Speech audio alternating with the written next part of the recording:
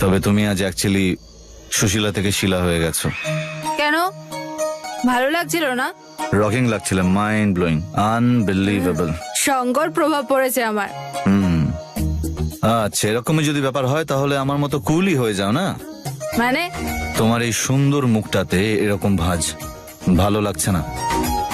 Stress free হওয়া উচিত আমার মতো। দেখেছো আমি কিভাবে থাকি, বিন্দাস, রিল্যাক্সড। আমি যেরকম আছি ভালোই আছি, আপনার জন্য নিজেকে বদলাবো না। হাব ভাব তো এমন দেখাচ্ছ যেন আমার জন্য গোটা দুনিয়া বদলে দেবে।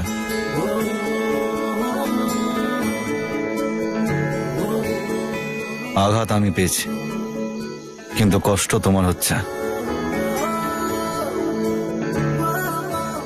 এরকম মনে হচ্ছে আমার, আই মিন। হ্যাঁ, মানে যেটা আপনার মনে হবে সেটাই হতে হবে, তাই না? বললাম না আপনাকে, আমি নিজেকে বদলাবো না। হ্যাঁ, পাল্টিও না, কারণ যদি পাল্টে যাও তাহলে হয়তো এতটা ভালো লাগবে না আমার।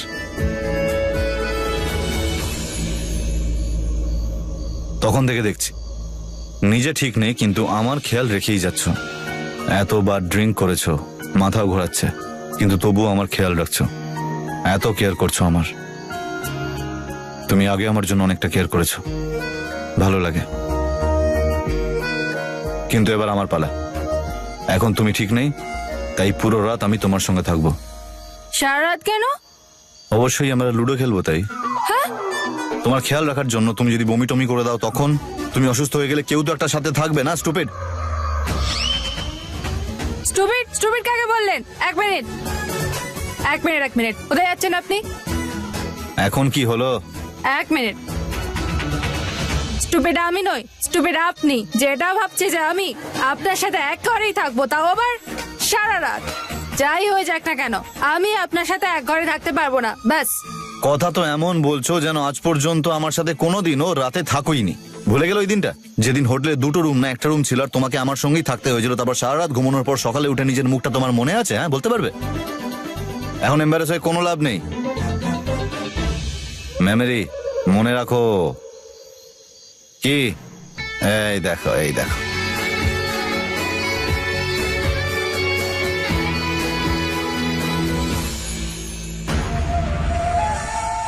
আপনার বিরুদ্ধে যে প্রমাণ ছিল আমি সেগুলো খুঁজে পাইনি।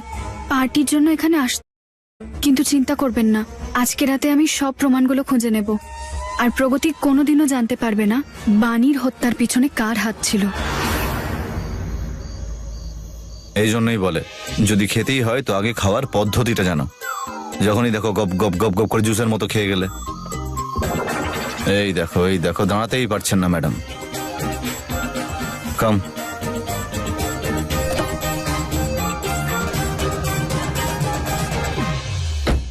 প্রিয়া দাঁড়াও, কতদিন এরকম আচরণ করবে তুমি? শোনো প্রিয়া, একটা বার আমায় কথা বলার সুযোগ দাও। তারপরেও তুমি কোনো সম্পর্ক না রাখতে চাইলে কোনো ব্যাপার না, আমি চলে যাবো এখান থেকে। কিন্তু প্লিজ একটাবার আমার কথা শোনো, এন্ড ট্রাস্ট মি, সব ঠিক হয়ে যাবে। কিচ্ছু ঠিক হবে না। তুমি আমার ব্যাপারে এখন কিচ্ছু জানো না। দেখো, আমার বয়ফ্রেন্ড আমাকে ডিচ করে দিয়েছিল। আমি প্রেগনেন্ট। আমি সবকিছু জানি তোমার ব্যাপারে। দেখো, এসব ভালোবাসায় আমার এখন আর কোনো ইন্টারেস্ট নেই। মোর ওভার আমার ফ্যামিলিও এটা কখনো মেনে নেবে না। আমি ওদের বোঝাবো, কথা বলবো ওদের সাথে। তুমি আমায় বিশ্বাস করো, আমি সব ঠিক করে দেবো। কোনো লাভ নেই, ওরা কখনো বুঝবে না। দেখো, তুমি টাইম ওয়েস্ট করছো। প্লিজ আমার পিছু নেওয়া বন্ধ করো। শোনো প্রিয়া, প্লিজ ট্রাই টু আন্ডারস্ট্যান্ড। প্রিয়া, প্রিয়া, প্রিয়া, বিশ্বাস করো, আমি সব ঠিক করে Oh my দেবো। God, দাদা, তুমি যাও এখান থেকে। না প্রিয়া, আমি যাব না। কথা বলবো তোমার দাদার সাথে।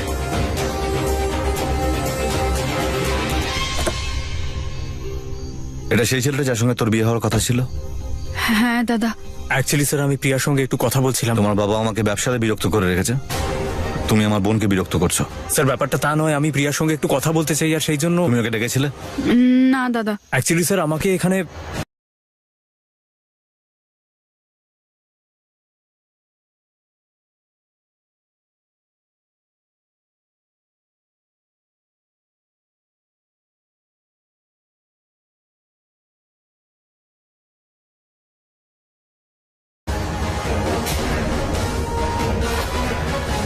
যখন ও তোমাকে ডাকেনি, তাহলে কেন এসছো, কেন কথা বলছো?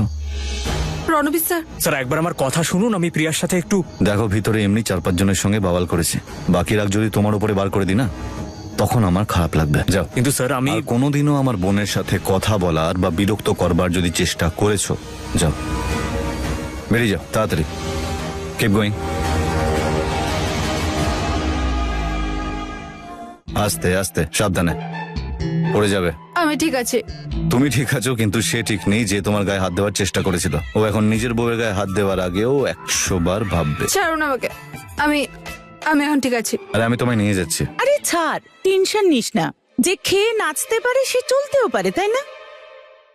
বাই দ্য ওয়ে, আমার কেন মনে হচ্ছে আবার পার্টি শুরু থেকে শুরু হচ্ছে? হ্যাঁ, আরে নকুল, শ্যাম্পেন খোলো।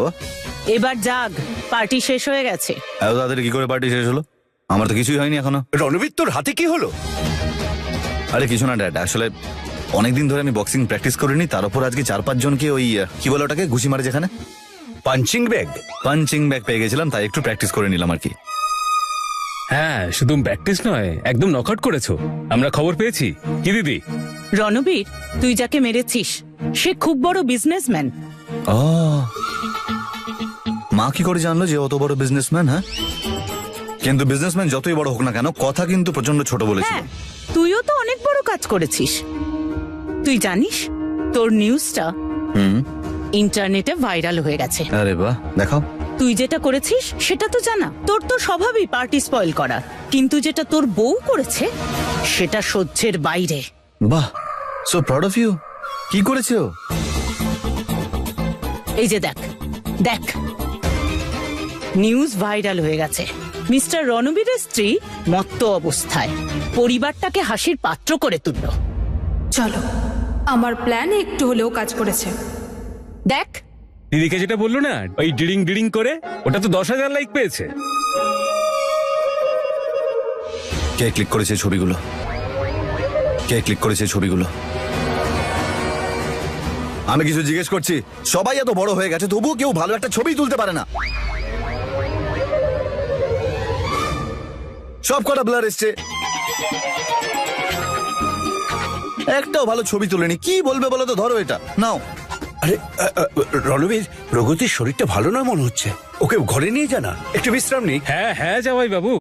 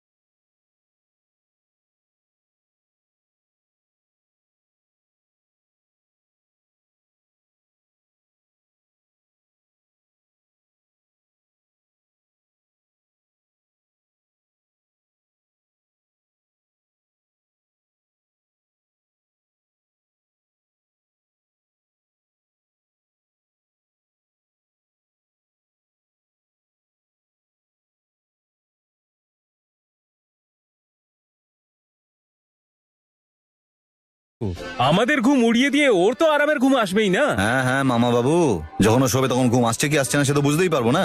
রণবীর, ব্যাস যথেষ্ট হয়েছে, মজা অনেক হয়েছে। আরে আমাদের সম্মান না বাড়াতে পারে না বাড়াক, কিন্তু অসম্মানিত তো না করুক। আরে কি দরকার ছিল এরকম কোমর দুলিয়ে নাচার? সে তো তুমিও কোমর দুলিয়ে দুলিয়ে নাচছিলে না মামা বাবু? সেটাই তো তোমাকে না বলেছিলাম না, নেচো না। হায় রে পোড়া কপাল। তো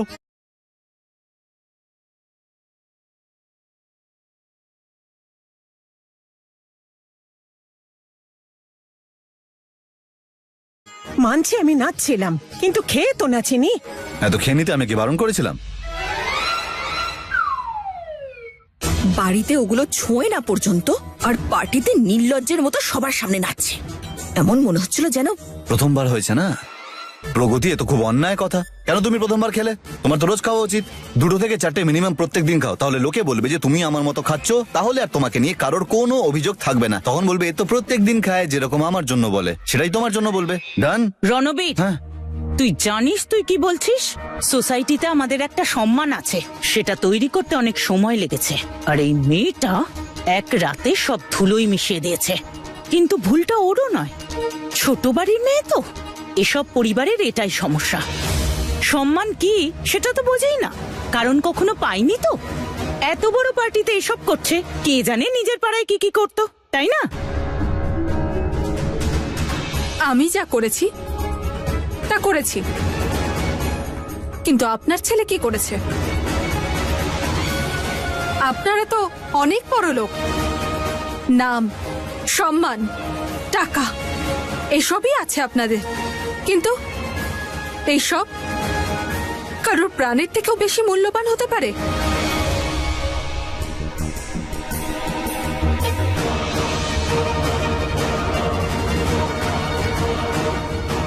আপনার বৌমা ড্রিঙ্ক করে তামাশা করলো, তাই এত কিছু বললেন। তখন কিছু বলেননি কেন, যখন আপনার ছেলে নিজের স্ত্রীকে প্রাণে মেরে ফেলেছিল?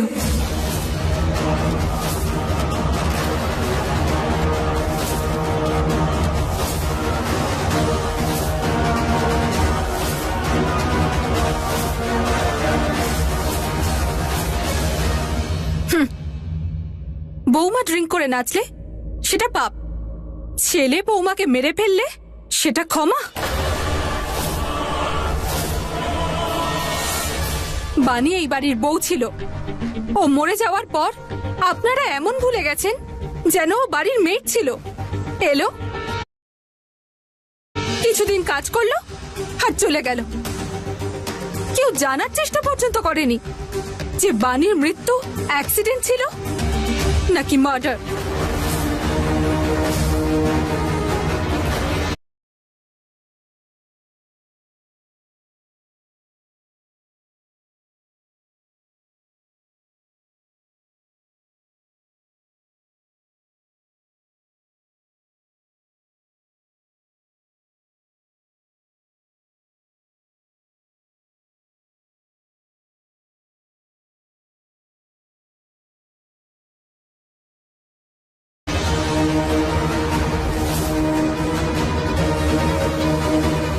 কি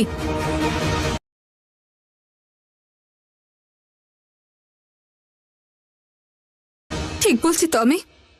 ভুলে গেছেন তো ওকে? কিন্তু আজ আমি সবাইকে মনে করাবো, সবাইকে বলবো আমি বানির অ্যাক্সিডেন্ট নয়, ওকে খুন করা হয়েছিল।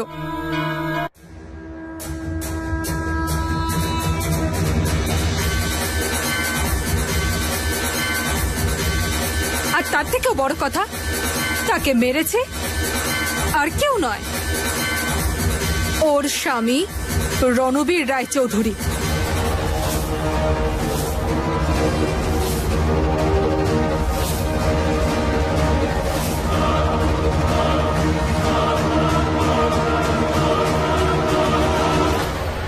হ্যালো, উনি তোমার সাথে কথা বলছেন। আমার মায়ের কথা শোনো। বলো বলো বলো, এবার শুনবে, সবাই শুনবে। প্রগতি। আর আপনি শুনছেন কেন? আপনিও আমাকে শোনান, ওরা যা বলছে আপনিও বলুন আমাকে। এখানে কেউ কিচ্ছু বলবে না। কেন বলবো না? আপনি ছিলেন যখন পার্টিতে ও নাটক করছিল, আপনি দেখেননি? আমাদের লজ্জিত করেছে। আপনার প্রিয় সংস্কারী বৌমা যেভাবে নাচছিল, আপনার দেখা উচিত ছিল। মাথা হেঁট করে দিয়েছে, আর আপনি ওর সাইড নিচ্ছেন। কারণ রণবীর যখন এরকম করে আমরা ওকে কিচ্ছু বলি না, আর বাড়ির বউ এরকম করেছে বলে আপনারা সবাই মিলে ওকে দোষারোপ করছেন। এই ভেদাভেদ কিসের জন্য? বাহ দেবী মা, এটাই তো চেয়েছিলাম। এটাই তো চেয়েছিলাম। এরকম লজিক্যাল কথা একমাত্র বড় মাই বলতে পারে। দারুণ ব্যাপার। তো ভাইয়েরা এবং বোনেরা, আজ থেকে এই বাড়িতে একটা নয়, বরং দুটো মাতাল থাকবে। একজন মাতাল আমি, আর এক মাতাল আমাদের প্রিয় প্রগতি। তুমি এসো প্রগতি। Good night. বাই। এবার আমারও মনে হয় আমাদের প্রত্যেকেই নিজের নিজের ঘরে গিয়ে ঘুমিয়ে পড়া উচিত।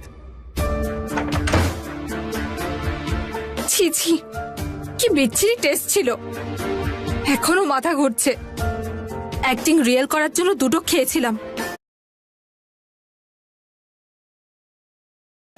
আর একটু খেয়ে নিলে ডেফিনেটলি ওখানেই পড়ে যেতাম।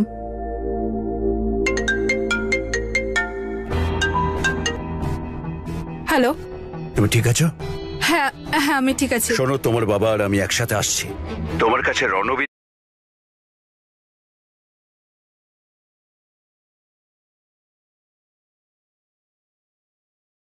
এর বিরুদ্ধে যা প্রমাণ আছে সেগুলো নিয়ে 15 মিনিট পরে বাইরে বেরো। আচ্ছা ঠিক আছে, আমি আসছি। প্রগতি,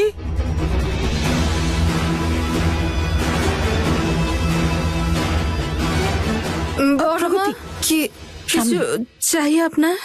হ্যাঁ, তুমি এসো আমার সঙ্গে। কোথায় বড় মা? আমি বলছি, তুমি এসো। আরে দাদা, তুই সত্যি এরকম করেছিস? কেন, তোর আর কি মনে হচ্ছে আমি একবার করে দেখাবো? না না দাদা, আই ট্রাস্ট ইউ। তার মানে সামান্য ব্যাপারে তুই ওকে মারলি? তোমার এটা সামান্য মনে হচ্ছে? যদি কেউ কোনো মেয়ের সাথে সুযোগ নেওয়ার চেষ্টা করে তাহলে রণবীর ওর অবস্থা খারাপ করেই ছাড়বে। কুল দাদা, আমার না ওটা লাইভ দেখা উচিত ছিল। দাদা দাদা দাদা, তোর তো একদম সেই ফিল্মের হিরোর মতো ফিলিং আসছিল, তাই না? ডিসুম ডিসুম। হ্যাঁ দাদা, আমার একদম সেম ফিল হচ্ছে। মানে আমার সামনে যদি কেউ এরকম আসে না, এমন পাঞ্চ মারবো না, মানে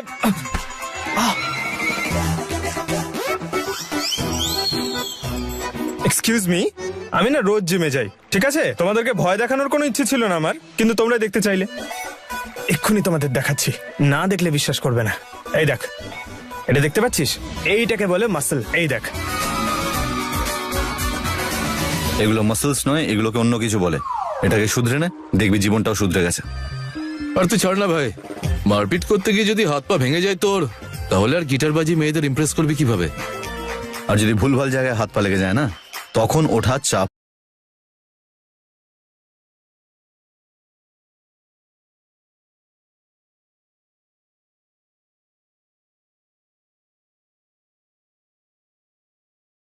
করতেই হবে রণবীর।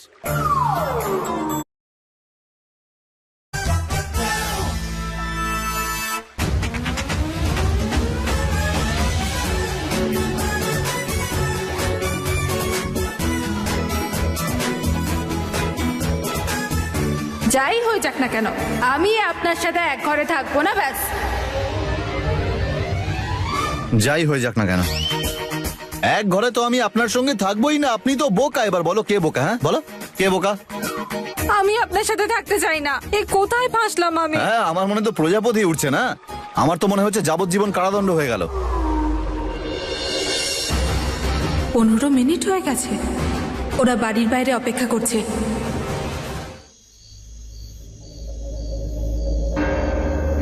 এতক্ষণ হয়ে গেল, এখনো প্রগতি এলো না? তুমি ওকে ঠিক সময় বলেছিলে তো? হ্যাঁ, 15 মিনিট বলেছি ওকে, নিশ্চয়ই আসছে। এতক্ষণে এসে যাওয়া উচিত ছিল। আমি ফোন করছি।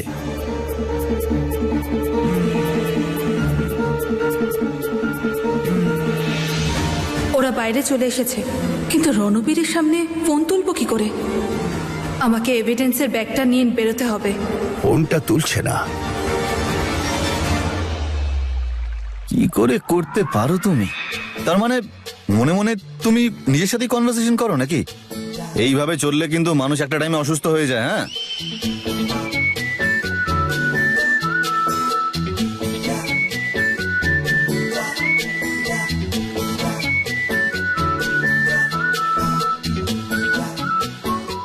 হ্যাঁ, নাও।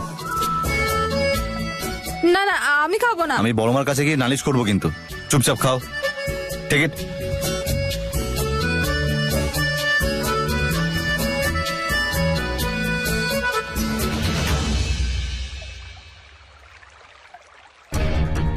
নিচের ঘরে থাকলে এতক্ষণে ব্যাগটা ওদেরকে দিয়ে দিতে পারতাম। এখান থেকে বেরোনোর কোনো উপায় তো দেখছি না। এটাতে মাথা ব্যথা ঠিক হয়ে যাবে। কি হলো? ওই, আমি ভীষণ ক্লান্ত হয়ে গেছি, আমাকে না ফ্রেশ হতে হবে।